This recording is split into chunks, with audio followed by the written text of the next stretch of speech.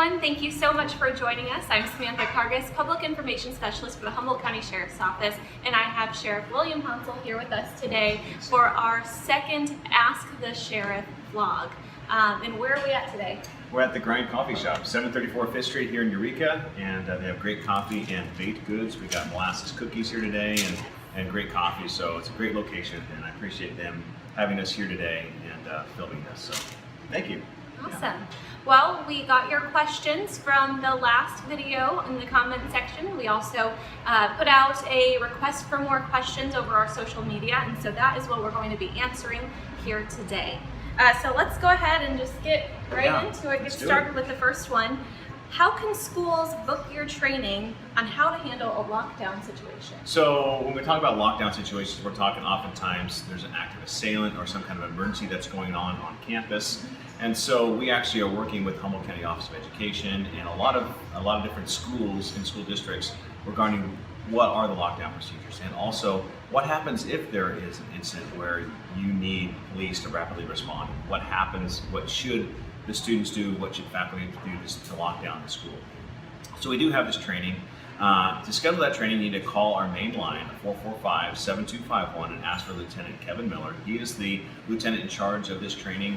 We have several of our deputies that can go out and offer this training to small groups of people, 4 to 5, or up as many as 50 we've had before, where we talk to large contingents from different school districts and those kind of things. So we have a great program, great curriculum. It takes 2 hours, and so I for anyone that's interested, I would definitely call that number and try to book a time in the near future where we can go out and offer this free training to schools. We offer it for businesses as well, and also for some nonprofits that may have some similar issues or a need for this kind of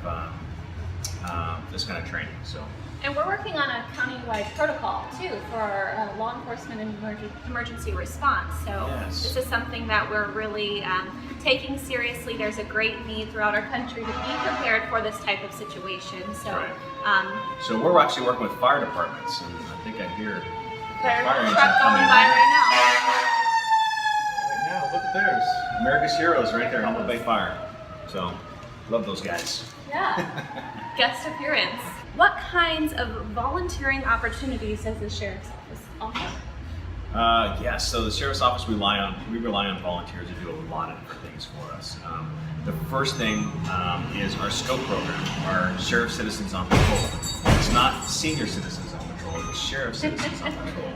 Sure. So it's important that we have volunteers to keep these programs going. We had, over the last 20 years or so, we've had a lot of participants with our SCOPE program.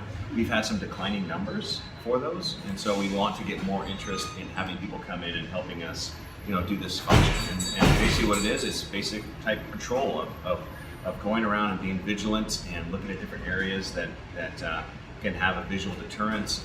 They do vacation checks.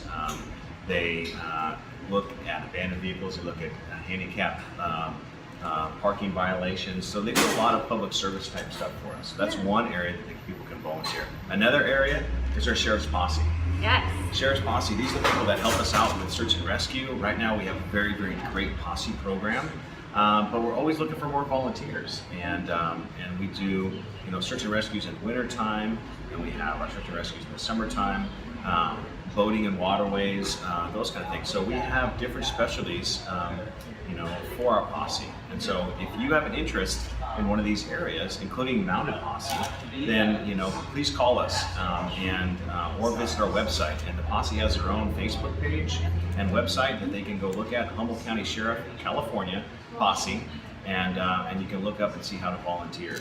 All posse members and people that do volunteer would have to submit a volunteer application. We'll put you through a modified background process, and but it's all good for people to want to volunteer. And those are just the main areas. We also have volunteers that come in and help with our neighborhood watch. We have volunteers that come in and help us with just various tasks. So if you're interested in volunteering, please call us and we can schedule something and schedule an interview and see where you can help out the Sheriff's Office. Yeah, there are a lot of opportunities, even working in records, and helping us with organizational tasks. I know we had a high school student come in and just help out, right? Just Exactly. get some of that experience on break. So, we try to find areas to fit you in so you can get that experience and see what law enforcement's all about. For sure. And then one other thing that we do is we offer a lot of programs in our jail facility.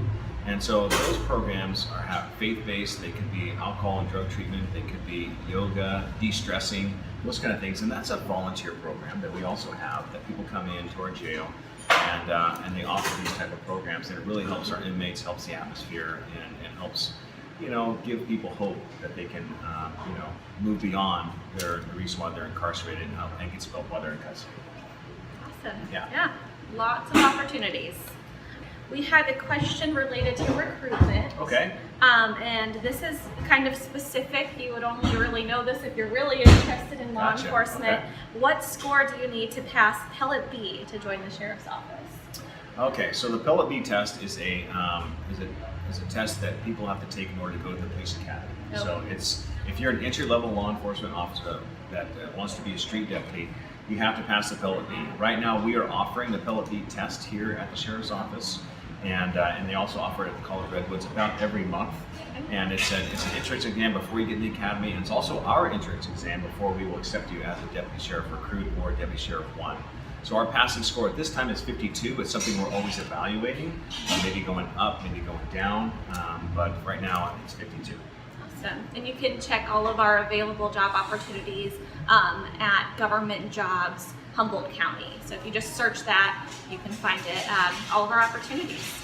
What reassurances do you have for the citizens of the outlying areas of the county that when they report a burglary, property damage, other crime, that you'll take it seriously, that it'll be followed up on? Yeah, and so, it's one of those things. We, as Sheriff's Office, we have about 100 deputy sheriffs that work in the patrol-based area, but it's realistically we have about 8 to 12 deputies that are working any given day. And so we look at the county population for our jurisdiction is about 70,000 people that we serve in the county, and we cover about 4,000 square miles with those 8 to 12 deputies. So there's a lot of area to cover. We take every call serious, and there's some calls that we get like vandalism or property crimes where we have no link to a suspect. It doesn't rise to the level of a felony. And those kind of crimes that we do online reporting, where you can go, and it's for insurance purposes, you can report it online. Other times we can actually send a community service officer out to help you. Other times it can be a deputy sheriff that'll go out there. We take all those crimes seriously. If we have suspect information to follow up on, we are going to take it even more serious because of the potential suspect out there. If we can roll for or dust for fingerprints and get a fingerprint match that proves someone was at the scene, it lends evidence that we know who committed the crime. So we take those seriously. We want to hear about it. If you believe that we're not taking it seriously, sometimes it's just miscommunication, that we don't communicate right, that there are follow-ups that we are being done, and a lot of times it's done behind the scenes without the person even knowing that things are being done. But it's something that we take property crime serious, and because it's affecting a lot of us around here, we see it. We see a growing problem with that. So we do take it serious. Great. Yeah, and we just want to encourage everyone to keep calling us if you're having issues in your neighborhood. Don't be afraid to call us. If it's not an emergency, of course, use our non-emergency line that clears up the 911 lines for those calls to go through. That's right. But property crime, burglaries, theft, give us a call and let us know. We're going to work our hardest to solve those crimes for you, help cut back on the crime in your area, and we can keep track of that too to find out what problem areas are in our county, and that helps with patrol purposes and helping reduce crime overall. Right. What is the Sheriff's Office doing about illegal marijuana sales on Craigslist? So Craigslist, anyone that visits Craigslist, they see that there's, used to just be $2.15 or whatnot, that there's marijuana being sold on Craigslist, and so there's a lot of things being sold on Craigslist, but marijuana is one of them. We have done stings in the past. We have called people up. We've ordered this stuff off of Craigslist, and we have busted people in the past for this kind of activity. So we're always in search of it, and we'll have our drug task force or our drug enforcement units look at Craigslist, follow up, and but it's not something that we do every day, but it is definitely something that we do.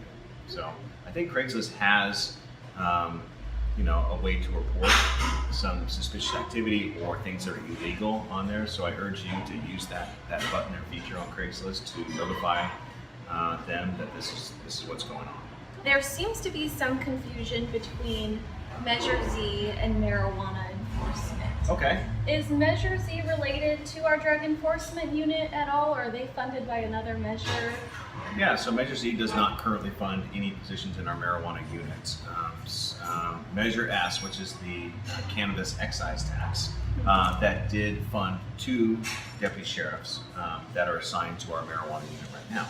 So marijuana money used for marijuana enforcement. So that was the goal of that whole measure being passed. So one of the components. So we do have 2 deputies that are funded by that general tax, and so but marijuana.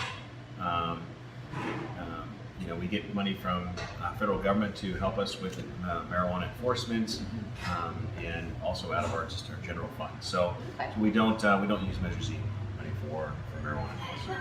Great. I think that helps clear some things up there. Well, thank you guys so much for joining us today. Be sure to stop by the Grind and say hi to the staff there and get some coffee. And we'll be doing another Ask the Sheriff soon, so be sure to submit your questions below. Thank you. Thank you. Bye-bye.